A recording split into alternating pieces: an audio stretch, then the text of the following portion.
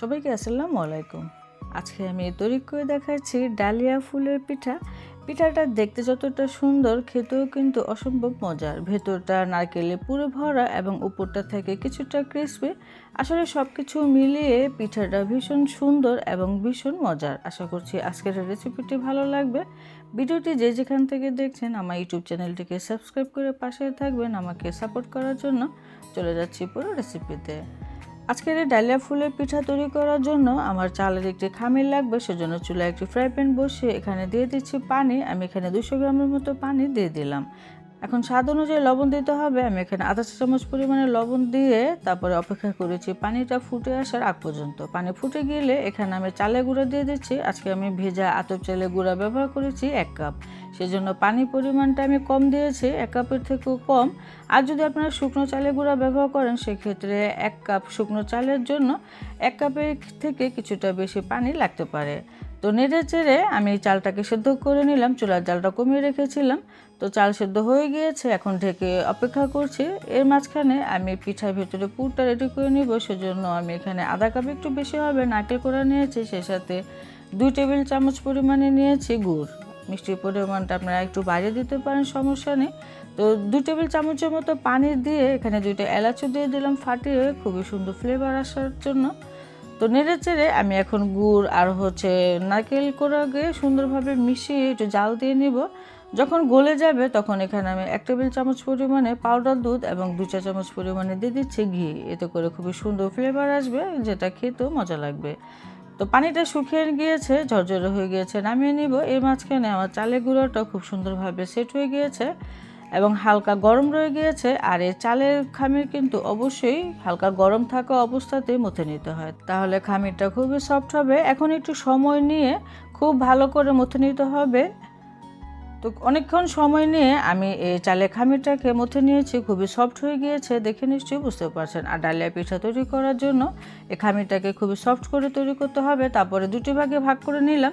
এখন 1 ভাগ থেকে আরও 3টি টুকরো করে নিলাম। আর যে অর্ধেকটা রেখেছিলাম সেটা ঢেকে রেখে দেব, যেন আবার ড্রাই না হয়ে যায়, সেজন্য ঢেকে রেখে দিলাম। এখন আমি দিয়ে দিচ্ছি ফুড কালার। এখানে আমি 3টি ফুড কালার ব্যবহার করেছি, তবে এটা ডালিয়া পিঠাটা খুব সুন্দর করার জন্যই ফুড কালারটা ব্যবহার করতে হবে। ফুড কালারটা দেওয়ার পরে এরকম নেড়ে চেড়ে খুব ভালো করে মিশিয়ে নিতে হবে। তো আমি 3টা কালার ব্যবহার করেছি, রেড, ব্লু এবং ইয়েলো কালার। এখন এখান থেকে অল্প কিছু নিয়ে এরকম গোল বলের মতো তৈরি করতে হবে। এটা বেশি বড় না, এটা ছোট করে তৈরি করতে হবে। 3টা গোলা থেকে অল্প করে নিয়ে এরকম গোল বলের মতো তৈরি করলাম। এখন এই বল 3টাকে আমি একসাথে লাগিয়ে এক সাইডে রেখে দিচ্ছি। আর যে সাদা যে চালের খামির রেখেছিলাম সেখান থেকে কিছুটা নিয়ে নিলাম। তো অল্প একটু নিয়ে এরকম গোল করে রুটির মতো বেলে নিতে হবে, বেশি বড় না, ছোটই করে বেলে নিতে হবে আর একটু মোটা থাকবে। তো যদি মনে করেন আপনাদের ক্ষেত্রে সাইড দিয়ে ফেটে গিয়েছে বা গোল হয়নি, সেক্ষেত্রে এরকম কুকি কাটার বা বয়মের মুখ দিয়ে একটু গোল করে কেটে নিতে পারেন। আর সাইডের টুকু কিন্তু ফেলে দিব না, ওটাকে আবারও খুব ভালো করে মথে নিয়ে রুটি তৈরি করা যাবে। এখন এই কালারিং বল 3টাকে কিন্তু আমি রুটির মাঝখানে দিয়ে এরকম একটু সিল করে দিলাম। খুব ভালো করে একটু সিল করে দিতে হবে।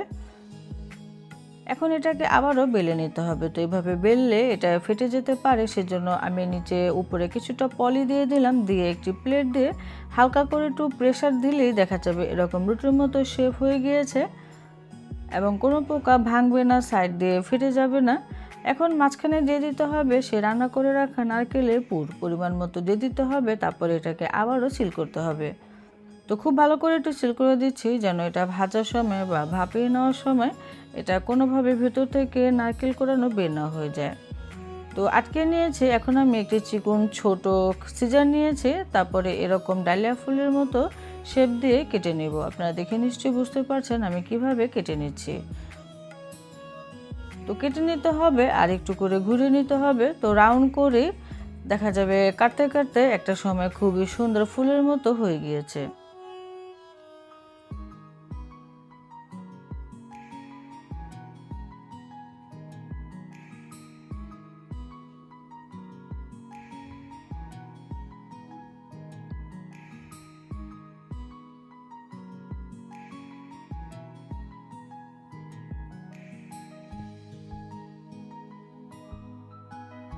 এই তো একটা ডালিয়া ফুল আমার কিন্তু রেডি হয়ে গিয়েছে, বা ডালিয়া পিঠা। তো প্রত্যেকটা আমি ঠিক একইভাবে তৈরি করে নিয়েছি। এটা হচ্ছে আরেকটা। তো এভাবে করে আমি প্রত্যেকটা পিঠা তৈরি করে নিয়েছি। আর এই ডালিয়া ফুলের পিঠাগুলো দেখতে যে কতটা সুন্দর লাগছে এটা আপনারা দেখেই বুঝতে পারছেন। আসলে এগুলো খেতে ইচ্ছা করে না। এখন এই পিঠাগুলো আপনারা চাইলে ভাপিয়েও নিতে পারেন বা এরকম তেলে ভেজে নিতে পারেন। আর এই ডালিয়া ফুলের পিঠাগুলো অবশ্যই একটু ডুবো তেলে ভেজে নিতে হবে, কারণ পিঠাগুলো কিন্তু তেলে দেওয়ার পরে উল্টানো যাবে না, তা না হলে ফুলের পাতাগুলো নষ্ট হয়ে যাবে। তো এখন আমি ডুবো তেলে ভেজে নিচ্ছি, সেই জন্য আমি ছোট পাত্র নিয়েছি, যেন কম তেল দিলেই পিঠাগুলো খুব সুন্দরভাবে ডুবে যায়।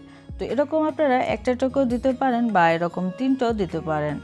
তো একটু সময় নিয়ে চুলার জালটা মিডিয়ামে থেকে কিছুটা কমিয়ে রেখে এরকম হালকা কালার আসার আগ পর্যন্ত ভেজে নিতে হবে, খুবই মুচমুচে হয়ে যাবে। তো শেষের দিকে আমি কিন্তু 3টা একসাথে দিয়েছিলাম। তো ভাজা হয়ে গিয়েছে, এখন আমি উঠিয়ে নিচ্ছি। তো প্রত্যেকটা পিঠা আমি ঠিক একইভাবে ভেজে নিয়েছি। আর পিঠাগুলো দেখতে মাশাআল্লাহ কতটা সুন্দর আপনারা দেখে নিশ্চয়ই বুঝতে পারছেন। অবশ্যই তৈরি করবেন আর কমেন্টে জানাবেন। তবে আপনারা চাইলে এটাকে পানির ভাপেও সুন্দর বানিয়ে নিতে পারেন, তাহলেও খেতেও কিন্তু ভীষণ মজা লাগবে। আপনারা যদি আরও অন্য কোনো পিঠা রেসিপি দেখতে চান তাহলে আমার চ্যানেলে ঘুরে আসার অনুরোধ রইল। আর যদি অন্য কোনো পিঠা আপনাদের দেখার থাকে তাহলে আমাকে অবশ্যই কমেন্টে জানাবেন। ইনশাআল্লাহ চেষ্টা করব আপনাদের সাথে শেয়ার করার জন্য। একটি পিঠা ভেঙে শেয়ার করলাম কেমন হয়েছে। ভেতরটা নারকেলের পুরে ভরা, উপরটা ক্রিসপি, সব কিছু মিলিয়ে অসাধারণ।